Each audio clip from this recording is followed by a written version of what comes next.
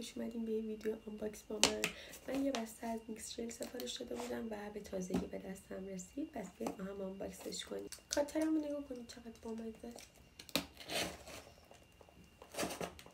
این محتویات داخل بسته است. این مربوط به برندشونه و محصولاتش رو حالا داخلش نشون دادن. اما بسته‌بندی محصول به این شکل براتون ارسال میشه و من 2 محصول سفارش داده بودم، یه دونه ژل ابرو و یه دونه لیپ گلاس کاکائو کراش که مخصوص فصل پاییزه. با هم دیگه اول از همه این لیپ گلاس رو آنباکس کنیم. خیلی ذوقش رو داد. بچه‌ها چقدر خوش رنگه. وای، برم این خط لب بزنم و بیام. بچه‌ها من خط لب زدم و الان میخوام از این استفاده کنم. با چه بوی خوبی میده. بذارید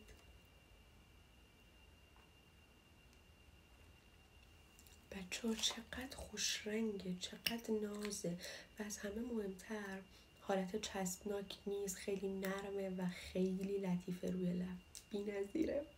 و اما محصول بعدی که این ژل ابروه، بریم هم تستش کنیم. اول ابروهاتون رو به سمت پایین شونه کنید و بعد به سمت بالا. چقدر میبینید؟ من که خیلی راضی بودم.